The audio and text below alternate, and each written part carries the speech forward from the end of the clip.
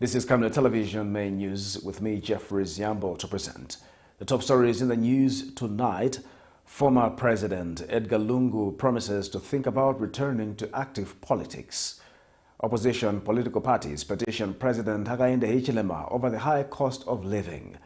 Mwango residents demand the completion of the abandoned King Lewanika University. In international news, Ivory Coast cocoa production expected to fall by 28.5% in the first quarter. And in sports news, Kamanga challenges female referees to vie for international recognition. More of these stories after the break.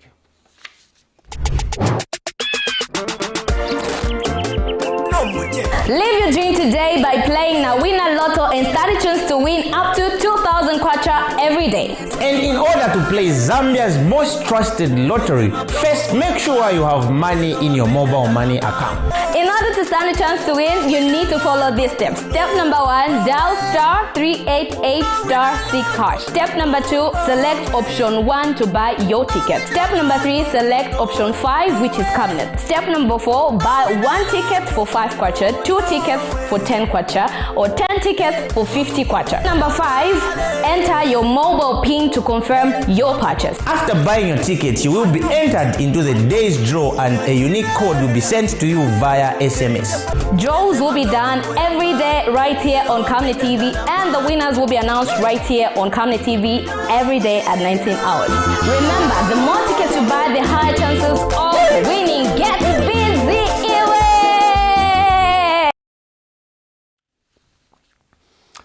And other news in detail. Yango motorbike riders have for the second time in a week staged a protest demanding for improved conditions of service and emoluments. The riders claim that they have engaged Yango management multiple times over the matter, but to no avail, and want government to intervene. However, in the middle of the protest, officers from Central Police engaged the angry riders to disband their gathering, saying it was illegal. Here's a report.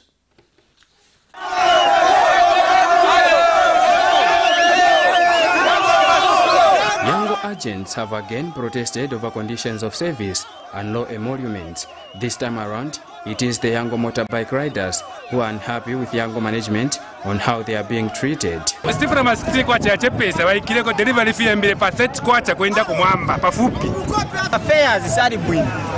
Kama trip prices ya jameti ama tichita pay ukanchita deliver kumundu. Yeva metezo funa ndiye ma condition ya meti funa tiba yango bachite bwanyi. Sembe bayanganira hapo. Then kukana na ma issues yana ngo yapeza kati ma pick up ni ma long distance about 5 kilometers kwa meno ndo chita pick up. But ukafika kuja pa meno chita deliver is about 2 kilometers. Maje muone 6 kilometers pick up then 2 kilometers delivered. Bapera kupasa 6 kwacha. We are failing to live our lives because of the same conditions that we are going through. You need to look over it. You need to at least do something. We have worked for a long time. We have been we've been passed on the roads. People are dying on the roads. They are risking their lives over small monies just to earn a living. Which means but they are not doing all those. So they have to go or These visibly angry riders say they have engaged Yango management several times to no avail, and this time want government to intervene. Yes, the government itself, because Yango never came alone. Yango came through. That's why we're requesting government so that they can come in and assist us. The government must come in, so that whatever is happening on the current fuel system, the increment or whatever, the government must come in and assist us. Because this time around we used to have bonuses. The Yango removed everything, you know. From there, the prices on the deliveries are not increased. So we have a pressure we cannot handle even our families right away. We'll be given a trip for 13 kwacha to deliver. Yet the price of fuel per liter is 30 kwacha. So as for now, we are encountering and we are looking towards the government to come in to help us to improve on this Yango thing. Because otherwise, us riders, we are really upset about this. We are not benefiting anything from this at all. However, in the course of their protest, police officers from Lusaka Central Police Station engaged the angry riders advising them to disband their gathering as it was illegal. We do understand that you have some grievance that you need to share, probably with your management or those in transport management. However, I'm glad to inform you that the assembly itself is unlawful, because by law we should have had the permit from the police. And what you are doing now, you are putting people in panic. The argument has been that these youths leave the app if they are not happy with the conditions, but the question is, where will they go with the high levels of unemployment the country is facing? By broadcast time, Yango was yet to respond to this reporter.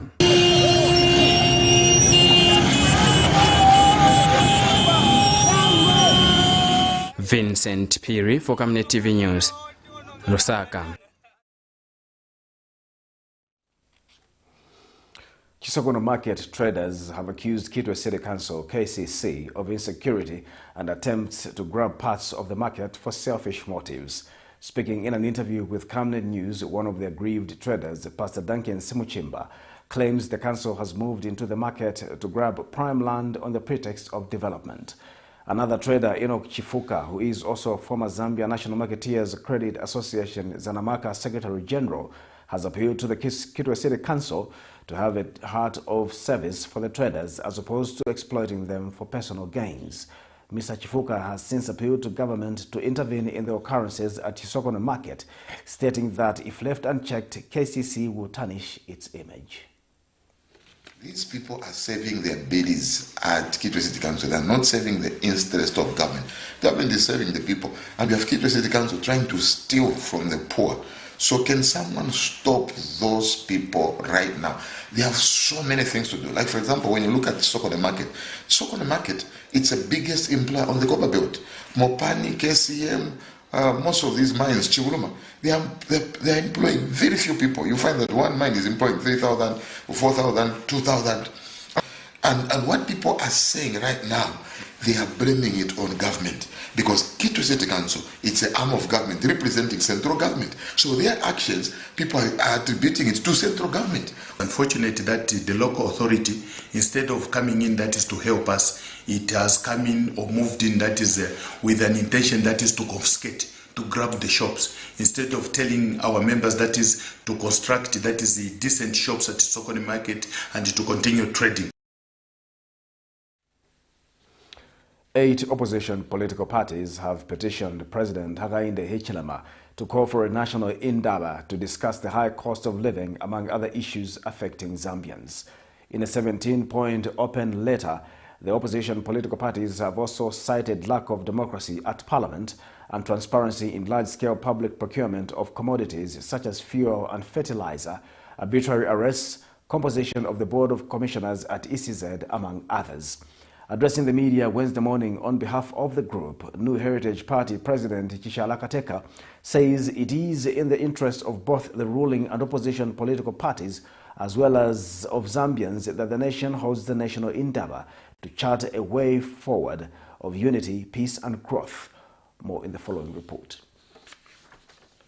About 8 opposition political party leaders have come together in solidarity to place Zambia's Republican President Hakainde Hichilema to call for a national economic indaba in light of the country's high cost of living. In a 17-point open letter, it was no surprise that the cost of living came up top on the agenda. According to the Jesuit Center for Theological Reflections JCTR measure of cost of living, as at August 2023, a family of 6 needed about 9,500 kwacha in Lusaka to survive, which is way above many ordinary citizens' means of income, including those in employment, as inflation hit 12%. One of the 2 female opposition leaders present, Sharakateka of the New Heritage Party, led the letter to the place. The New Dawn's neoliberal policies that go to promote multinational, corporate, foreign and ultra-liberal policies have caused tremendous damage to the economy and to the well-being of our people. It is imperative that a national economic endeavor is convened to build broad consensus on how to tackle the many challenges facing the economy, including the high unemployment rate, slow pace of economic growth, high exchange rate, and lack of liquidity. This will help bring down political tension and curtail the possibility of widespread civil and political unrest in the country. The group is also seeking audience on what it terms increased arbitrary arrest of opposition leaders, concerns on the composition of the Electoral Commission of Zambia ECZ, consent judgments awarding some ruling United Party for National Development, UPNT members huge sums of money, among other governance issues. Rise in promotion of LGBT issues in Zambia. Number 6, failure to undertake nation building in order to promote unity and curb rising nepotism, tribalism, and regionalism in the public service.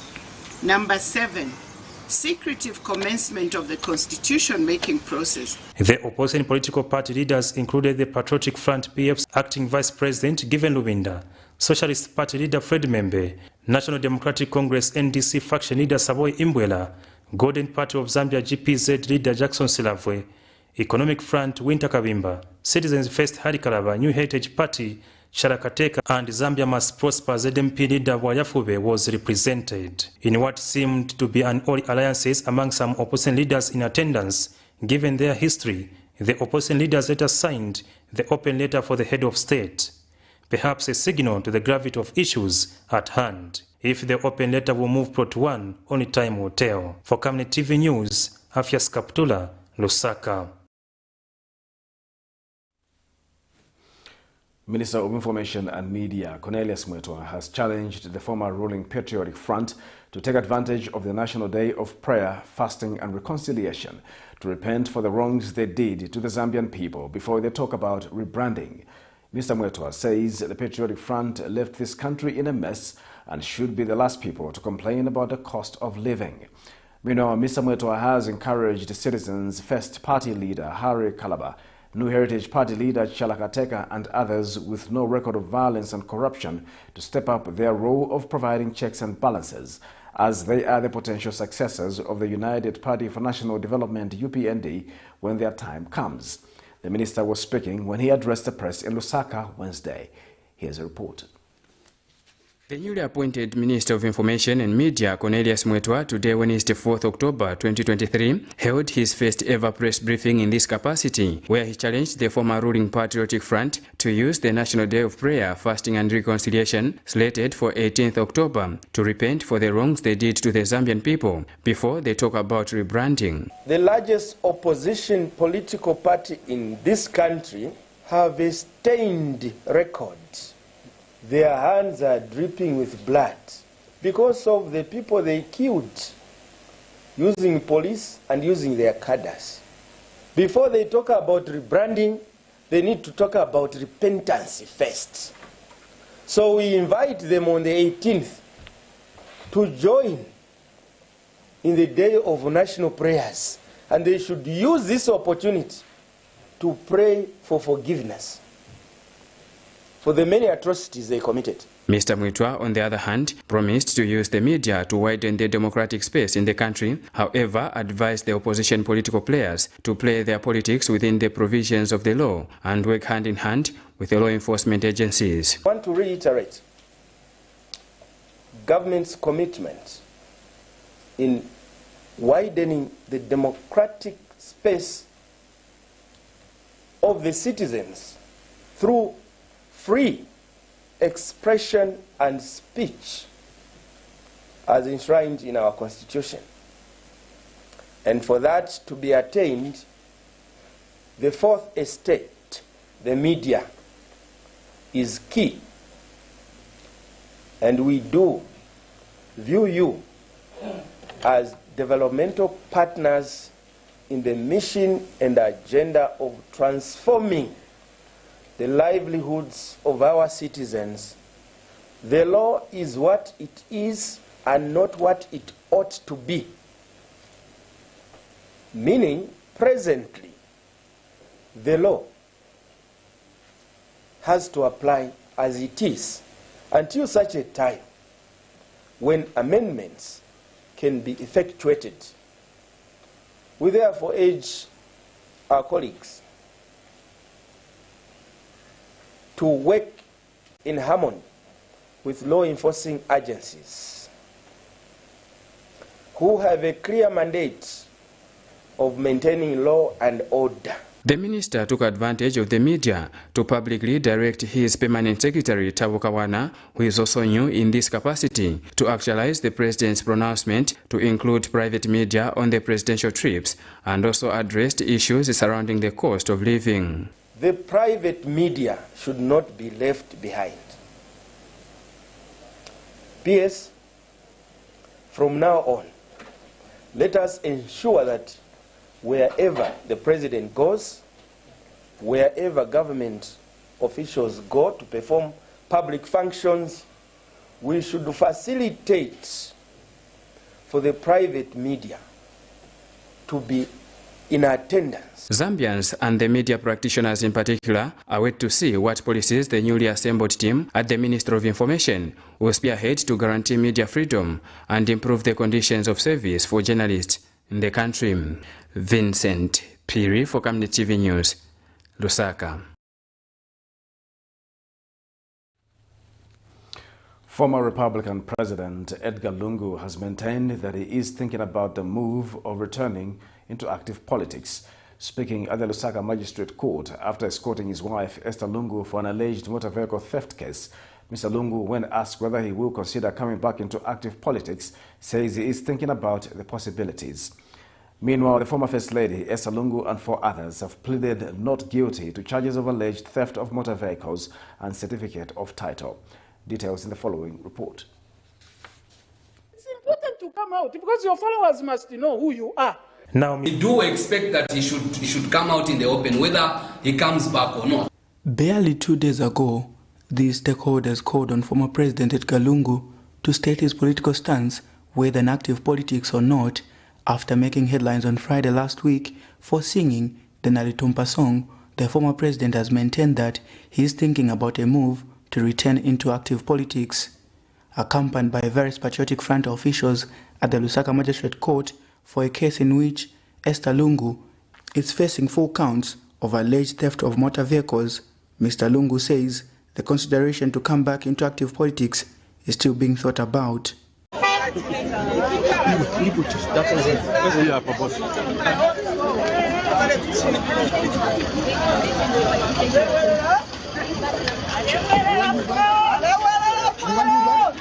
You want me back? You want me back? My question. You want me back in politics? No, I'm not a politician. Think about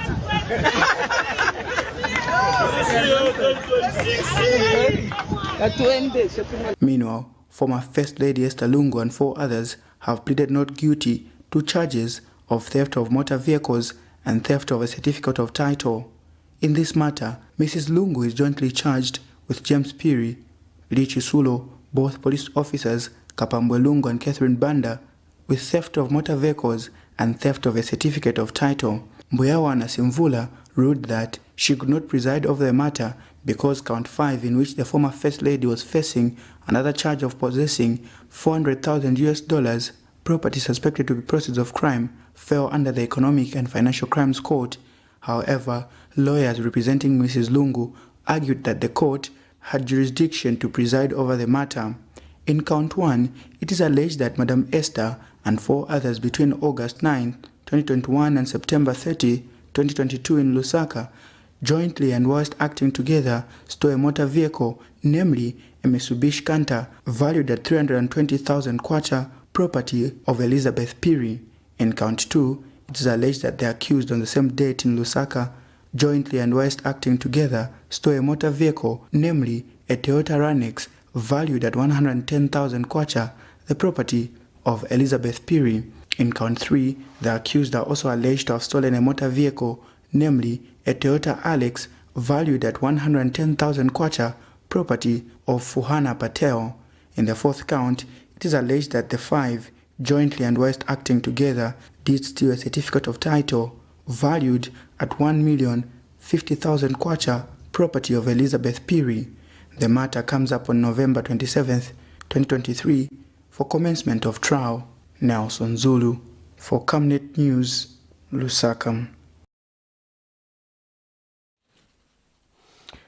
A senior valuation and property management officer, Paul Moyo, at the Ministry of Lands has told Lusaka Chief Resident Magistrate Davis Chibwili that one of the farms alleged to be owned by former Lusaka Province Minister Bowman Lusambo is valued at over 17 million kwacha. The witness in his testimony explains that he received instructions on March 15, 2022 to ascertain the value of two properties alleged to be proceeds of crime located in Lusaka's Chamba Valley area. In this matter, Bowman Lusambo is facing 2 counts of possessing of property deemed to be proceeds of crime. Details in this report. A witness at the Ministry of Lands and Natural Resources has told the Lusaka Magistrate Court that former Lusaka Province Minister Bowman Lusambo's properties situated in Lusaka's Chamba Valley area have a market value of 17,600,000 kwacha and 5,200,000 kwacha. Mr. Lusambo, 47, is facing 2 counts of possession of property reasonably suspected of being proceeds of crime of the Forfeiture of Proceeds of Crime Act No. 19 of 2010. When the matter came up for continued trial, a senior valuation and property management officer, Paul Moyo, at the Ministry of Lands, testified that on March 15, 2022, he received instructions from the Anti-Corruption Commission to ascertain the value of 2 properties on farm number 609/E/44B/9 and farm 609/E/50 located in Lusaka's Chamba Valley area. Mr. Moyo explains that the valuation of the 2 properties was ascertained on 2 bases, being market and statement value, for purposes of coming up with a valuation of the properties. The officer explains that farm number 609/E/44/B/9, the market value is 17,600,000 kwacha, with a restatement value for the same property being 13,500,000 kwacha. He also testifies that the other farm, being 609/E/50, contains 6 incomplete blocks of flats, has a market value of 5,200,000 kwacha, with a restatement value of 4,400,000 kwacha. However, defense lawyer Makebi Zulu asked for more time to study the report in order to effectively cross-examine the witness because the document is technical, which may lead to consultation. In the first count, it is alleged that Mr. Lusambo, on dates unknown, but between May 1, 2015 and December 31, 2021, jointly with other persons unknown, possessed property number F/609/E/44/B/9 in Lusaka, comprising of a single-story 4-bedroomed house, guest wing, gazebo, and a car shed. In the second count, Mr. Lusambo, on unknown dates, but between May 1, 2015 and December 31, 2021, jointly with other persons unknown, possessed an incomplete block of 6 flats on property number F/609/E/50 in Lusaka's Chamba Valley area, reasonably deemed to be proceeds of crime. The offense are contrary to Section 71 of the Forfeiture of Proceeds of Crime Act No. 19. Lusaka Chief Resident Magistrate Davis Chibwili has adjourned the matter to 10th November 2023. Nelson Zulu for Camnet News, Lusaka. The Center for Trade Policy and Development, CTPD, has noted that the 2024 national budget is expansionary in nature, but says it has not clearly outlined how it targets to address domestic revenue mobilization and tax evasion in key economic sectors.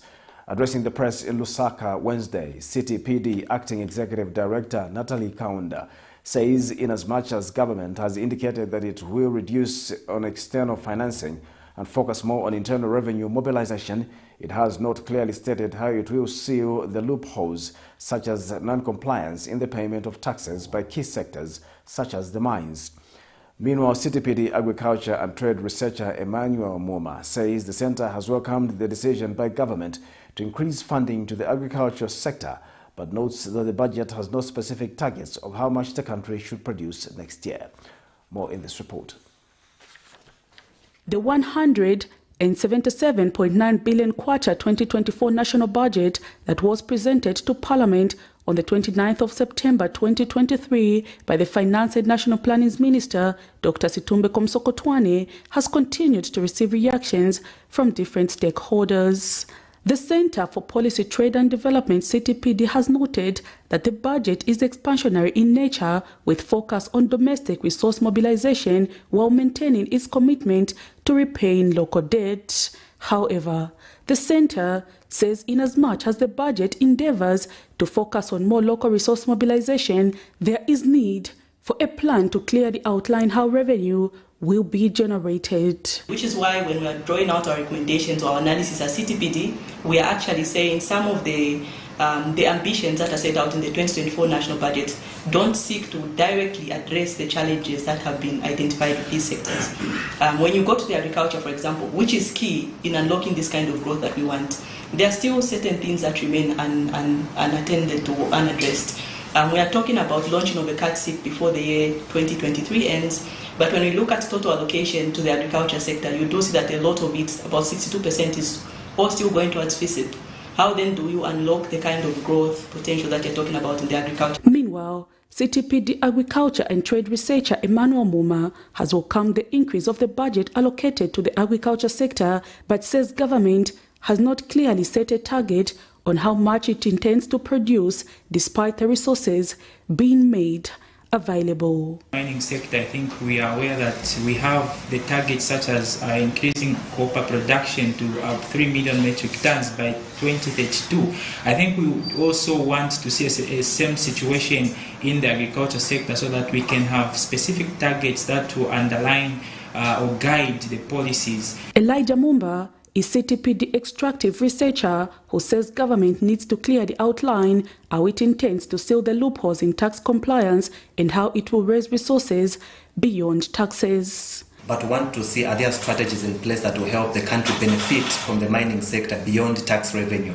You know, the mining companies, especially the big mining companies, they are quite smart. You know, they have different means of evading taxes. So want to see specific measures that government is putting in place so that we don't just depend on tax revenue. You know, that has not helped us. And Luyando Mumba is CTPD legal researcher who has questioned government's decision to want to revise the current Employment Act while failing to address key legislative reforms such as Tobacco Control Bill and access to information law. So if funds already that are generated by foreign investments are being externalized, how then are we benefiting as a citizenship from investment? And that comes through employment.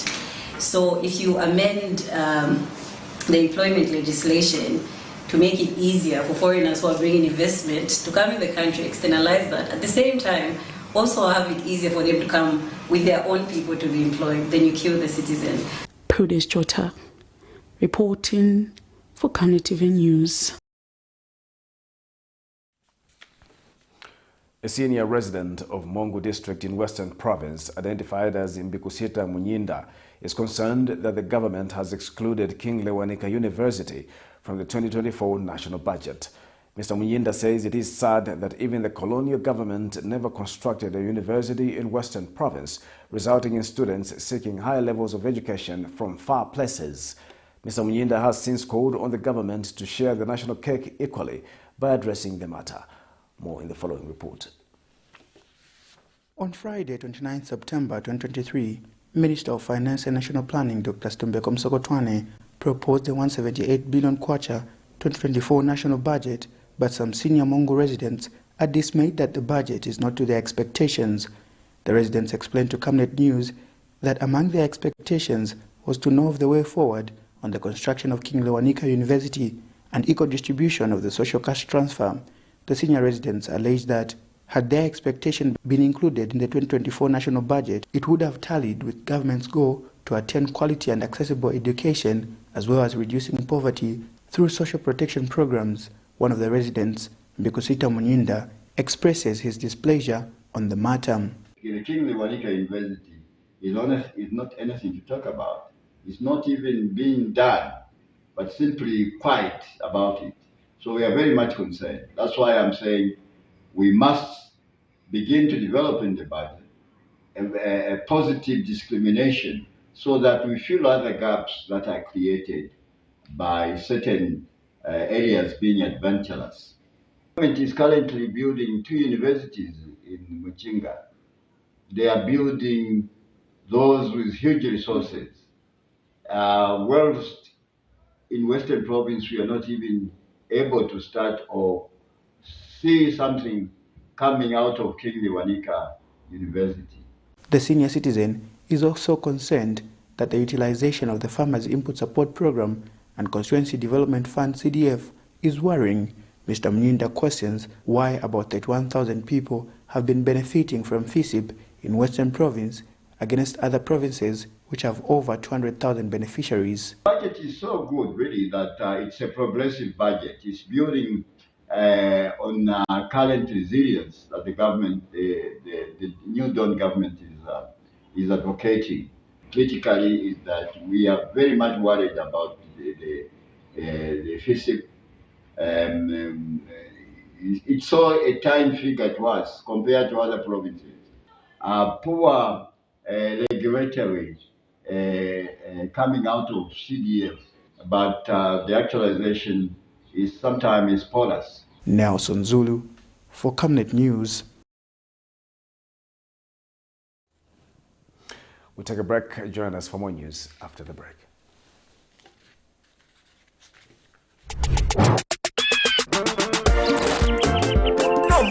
Live your dream today by playing Nawina Lotto and study chance to win up to 2,000 kwacha every day. And in order to play Zambia's most trusted lottery, first make sure you have money in your mobile money account. In order to stand a chance to win, you need to follow these steps. Step number 1, dial *388*6#. Step number 2, select option 1 to buy your ticket. Step number 3, select option 5, which is Camnet. Step number 4, buy 1 ticket for 5 kwacha, 2 tickets for 10 kwacha, or 10 tickets for 50 kwacha. Number 5, enter your mobile PIN to confirm your purchase. After buying your tickets, you will be entered into the day's draw and a unique code will be sent to you via SMS.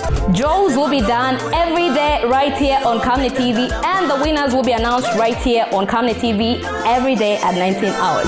Remember, the more tickets you buy, the higher chances of winning. Get busy, Iwe! You know I can take her a bit. Yes, my dear. I was thinking of getting you a Bugatti on your birthday. Really? I'm quiet. My name is Yana.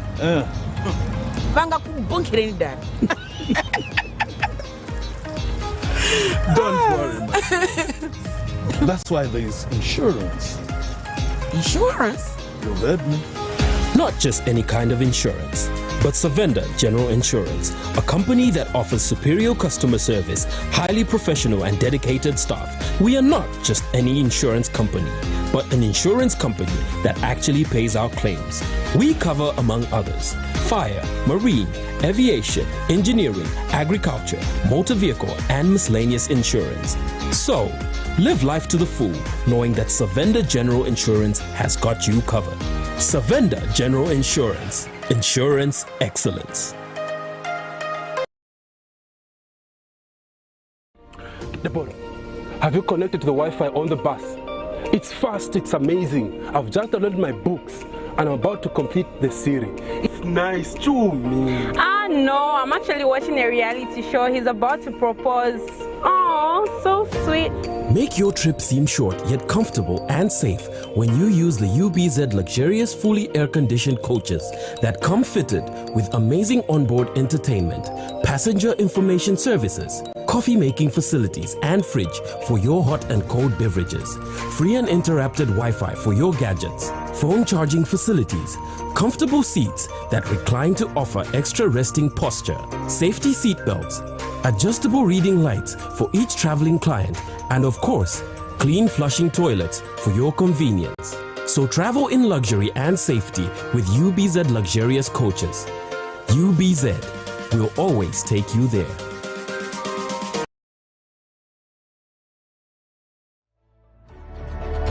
Water is life. Each drop counts and each must be cherished. Our tried and tested product meets all international standards. With our smart drip technology, we aim to deliver precision irrigation designed to reduce blockage and wastage, ensuring a high yield. Renglow, your smart irrigation partner.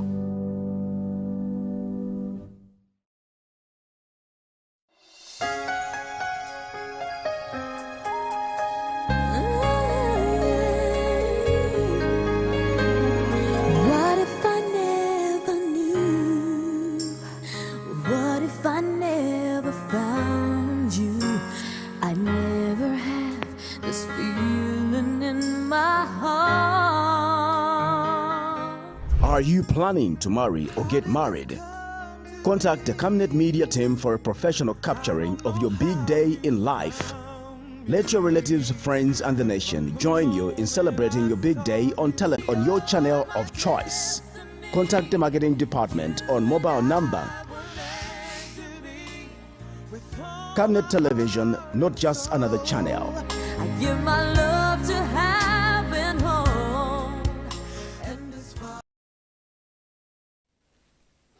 We continue with the news.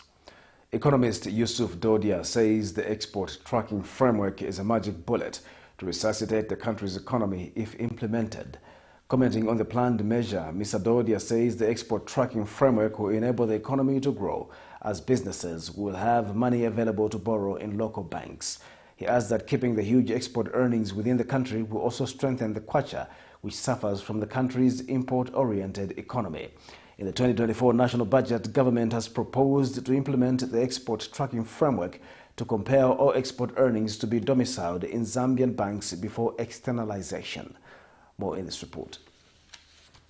Zambia is largely an importing country. According to Coena data, in 2022 the country imported about $10 million of goods. On the other hand, Zambia's main export, copper, accounts for 70% of Africa's production and 60% of the country's total exports, as profits are externalized. Now, government in the 2024 national budget has proposed what it is calling the export tracking framework to compel exporters to keep earnings in local banks before preferred spending elsewhere. The planned measure has been welcomed by economist Yusuf Dodia, stating that it will be a respite to the country's ailing economy. Now that to me is a magic bullet, and if government can go through with that one, I take my hat off to government, because it means that we are doing the right things. Because a huge amount of resources, natural resources, are leaving this country, but very little is remaining in the economy. So if this mechanism is put in place and it is implemented, what we are going to see is a recapitalizing of the Zambian economy, which means Zambians can borrow money from the banks and flourish their businesses because they can finance the growth of their businesses. But it also means that the kwacha will become strong against the dollar. Commenting on the holistic outline of the 2024 national budget, Mr. Dodia says the planned expenditure is welcome as it is seemingly aiming to support growth sectors of the economy with close to 40 billion kwacha allocated to economic affairs. Mr. Dodia is however skeptical with some planned revenue areas in the budget given the projected growth as well as the current state of the economy. So we're looking at the lowest paying job that will pay tax is around 6,000 kwacha. That means you have to generate 550,000 new jobs between 1st of October and 31st of December 2023 in order to see the 4 billion kwacha in increased pay-as-you-earn taxation in the year 2024. And that is a tall order. For Camnet TV News, Afias Kaptula, Lusaka. The Road Transport and Safety Agency, RATSA, has warned motor vehicle operators across the country that the agency has begun implementing tough measures against would-be offenders. RATSA Director and Chief Executive Officer, Engineer Amos Mwemba, says 915 people have so far died in the first half of 2023, which is unacceptable. Engineer Mwemba says it has been observed that transporters have paid more attention to making money than passenger safety, which should come to an end.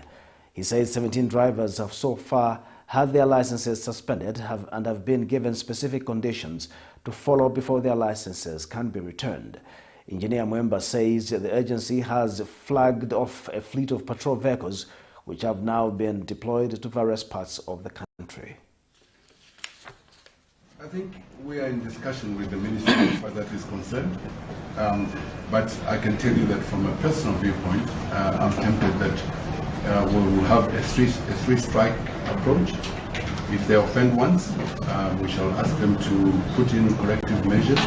If they offend again, we shall give them a final warning. If they offend a third time, we shall revoke and not give them back their license. That will be the end of that company, because we're losing too many lives on Zambia roads and we have to bring them to an end. And I think these operators need to know that it is their responsibility when they carry passengers to make sure that from the point they load passengers to the point where the passengers disembark, the passengers are safe. Yeah, so we're going to be very, very hard on them from now on. We will not take any excuses at all. You know, there's been a laid-back, laissez-faire attitude towards passenger safety, and there's been a focus on making money, and we will not take that anymore. We want operators to be serious about passenger safety. A Lusaka-based youth advocate has proposed that authorities start considering empowering youths, commonly known as junkies, as one way to deal with the escalating numbers of junkies in communities. Brilliant Nyirenda says rounding up junkies is not a solution enough, but that suspected junkies must undergo intensive rehabilitation, thereafter be given government empowerment to enable them start on a new trajectory. Brilliant argues that the law exists not only to punish but to reform individuals so that they become better and productive citizens in society. Details in the following report.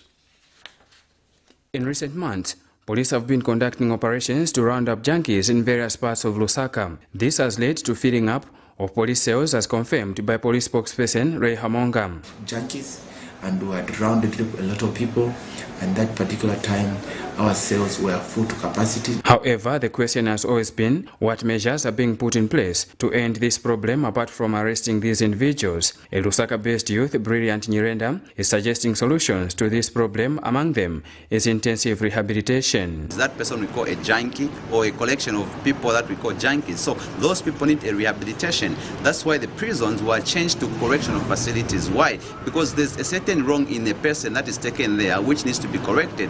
If that is the case, do we break the person we're correcting? No. We're correcting such a person for society to come and benefit from them. So for the first thing that we need to do for me is one, rehabilitation. Let's appreciate rehabilitation, because when we rehabilitate such people, we shall then put them in a particular state that is going to help them become better people. Secondly, education itself. When we give them the education, we give them the skill that they are going to have. They shall know that they can do something in society apart from stealing, apart from raping other people, apart from, causing sleepless nights to other people in society, because this issue is becoming rampant on a daily basis. After rehabilitation, Brilliant suggests that these individuals be empowered so that they start afresh. We have to appreciate the aspect of giving employment as well as the aspect of giving empowerment to such people, because if you have trained a person, you are saying they are fit for what they are trained into, and there's an opportunity.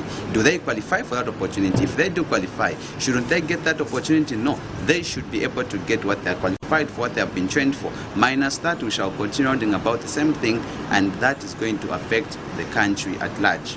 The three reasons why the law exists, when applied correctly, every person that we believe is of wrong effects to the society can actually be the contrary, and the benefit shall not only be on that particular person but to the nation at large. And when the citizens of the country are better people, it means the country automatically is going to be better. Surely there is need to look at a bigger picture of why these individuals, mostly youths, engage themselves in criminal activities as they are regarded. Probably they have no source of income and life has become meaningless to them.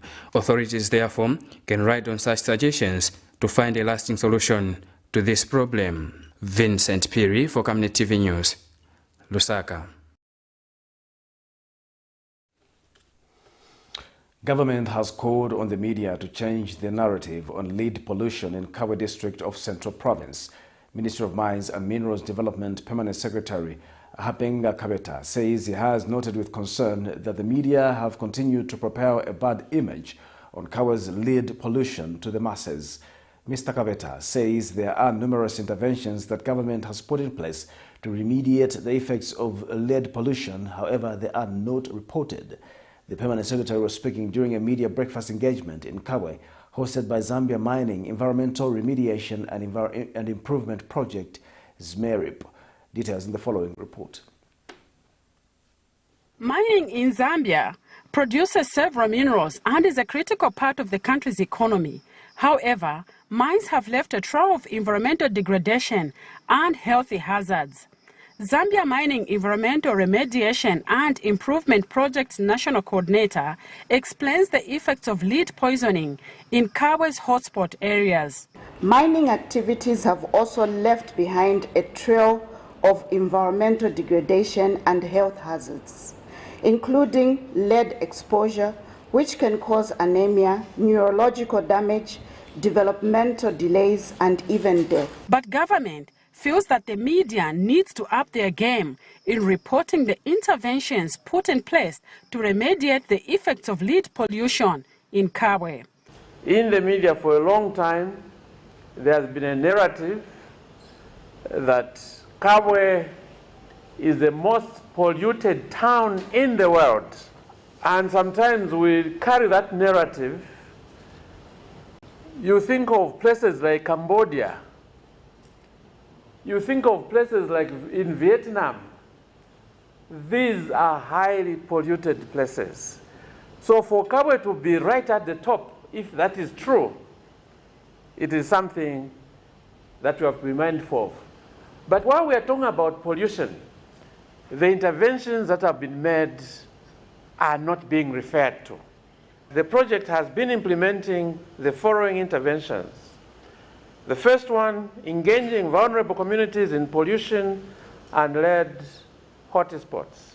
Secondly, targeted health interventions to monitor and address high blood lead levels among the exposed population, particularly the children in Kabwe.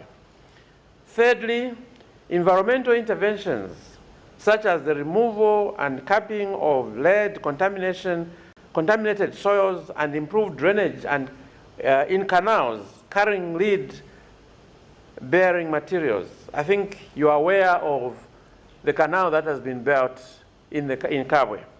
I further did a spot check to appreciate the effects of lead pollution at one of the hotspot areas. We have some cabbages, but what we've noted, the other field doesn't seem to be doing very fine.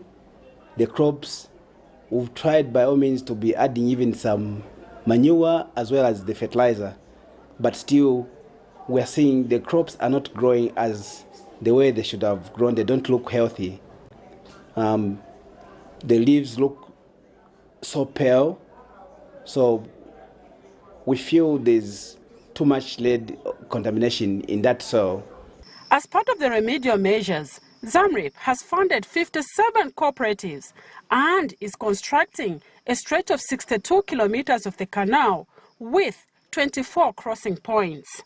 Helen Witty reporting from Kabwe, Central Province. We'll take our final break. Join us for more in international sports news after the break.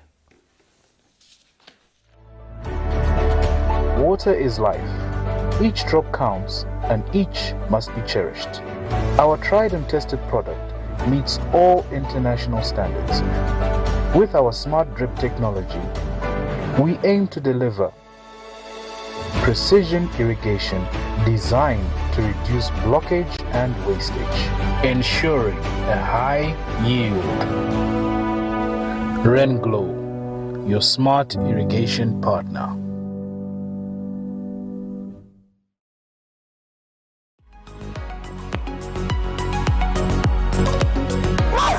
Science dark after formula, decade fatigue. That's a report I was given. Science dark was Ati science dark bossy. Ati mizako muntu. Eka nitopomleko please. Tulina banja knife. Speta chambe ni ambo konkera. Because if I don't go to their doorsteps, the relation is vis-a-vis. Better vis-a-vis. Let me start dealing with this issue. Vis-a-vis. Farmer doorstep, tab head on. At your doorstep. Time 11 hours to 12 hours every Monday, Wednesday and Friday, and repeats from 18 to 19 hours every Monday, Wednesday and Friday. Camnet Television, not just another channel.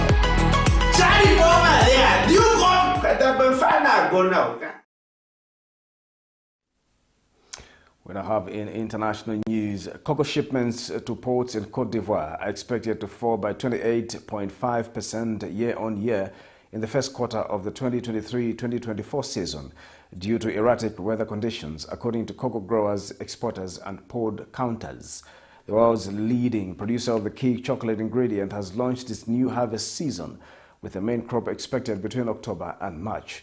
5 cocoa exporters, 3 pod counters and a dozen farmers in the Cocoa Belt region attributed the slowdown in bean arrivals to lower production expected from farms due to late heavy rains. We have more in international news. Cocoa shipments to ports in Cote d'Ivoire are expected to fall by 28.5% year-on-year in the first quarter of the 2023-2024 season due to erratic weather conditions, according to cocoa growers, exporters and pod counters. The world's leading producer of the key chocolate ingredient has launched its new harvest season with the main crop expected between October and March. Cocoa crops require regular rainfall accompanied by periods of sunshine. However, Cote d'Ivoire, Ghana, Nigeria and Cameroon, the main cocoa producers, which together account for around 70% of the world's supply, are experiencing poor growing conditions. On several farms in Cote d'Ivoire, the tiny flowers that turn into pods after 22 weeks have not survived the heavy rains. The shells have turned yellow prematurely on the trees, while pods that have already developed have been attacked by brown rot, a fungal disease of cocoa pods. Analysts fear that the El Niño weather phenomenon will continue to affect production in the upcoming season. The UN's World Food Programme warned on Tuesday that a hunger emergency is looming on the border between South Sudan and Sudan as families fleeing the war continue to cross the border. Among the nearly 300,000 people who arrived in South Sudan in the last 5 months, 1 in 5 children are malnourished, the WFP's latest data show. The child of this mother of 9 is one of them. When we ran from Khartoum, we left everything behind. And now we are suffering here, especially because of the rain and the health of my child. I can't do anything else because he needs constant care.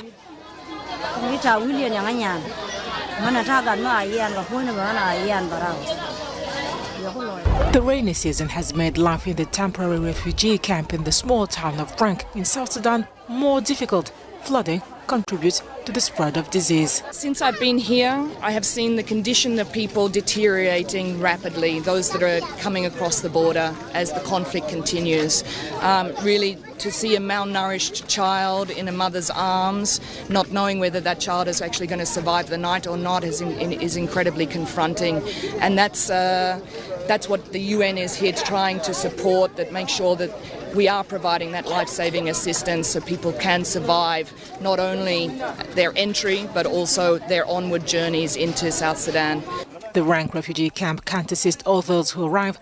Their only option becomes to leave the town on barges bound for the city of Malacca. The UN updated its regional refugee response plan for the Sudan crisis in August with increased financial requirements.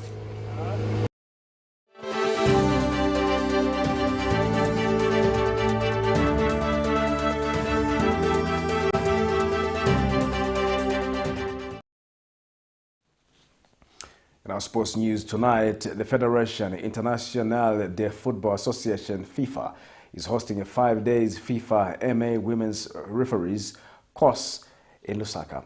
FA's President Andrew Kamanga, who graced the 5-day course, says it is encouraging to see female refereeing taking dominance in a once male-dominated sector and excelling. Kamanga says it is gratifying to see women breaking new grounds at the international level. He has since encouraged the girls to work hard and ensure that they vie to participate in international matches. We know what they will learn from the 5 days they will take referee from Zambia to the next level. You've already have good referees here before, and we hope they continue in the footsteps of where Johnny and our good friends Gladys left. They are the footsteps of both referees, and we hope during these 5 days they will keep on the good work, and hopefully with the time to come, some will be promoted to the elite group. Development of referees, training of the coaches, and of course focusing on football development are the key issues that we have to focus on as a secretariat. So when it comes to training referees, we have to move in very quickly and facilitate all that is needed for us to host the training. We are fully committed to embrace VAR in the development of our game, and we are working with our decorated former referee, Mr. Janis Kazwe, to see this project to fruition. It will not be achieved overnight, but having piloted the VAR during the 2022 APSA Cup final, we'll continue to build on it. But most importantly, you need to be trained. And I think GS referees, managers, as well as our instructors. Today is a day of revelation. Yes, the revealing of our hard work in our refereeing profession, in our various subsequent seasons in our country, Zambia, and the world at large. Your hard work as FIFA and our hard work is evident today. It is often said that gratitude is the attitude that takes us to our altitude. To end the Camnet news tonight, the headlines once again. Former President Edgar Lungu promises to think about returning to active politics. Opposition political parties petition President Hichilema over the high cost of living. Mongo residents demand the completion of the abandoned King Lewanika University. In international news, Ivory Coast cocoa production expected to fall by 28.5% in Q1. And in sports news, Kamanga challenges female referees to vie for international recognition. Our Camnet verse of the day is coming from the book of Isaiah 40, verse 29. He gives strength to the weary and increases the power of the weak. Thank you once again for watching Camnet Television News. I'm Jeffrey Ziambo. Bye-bye.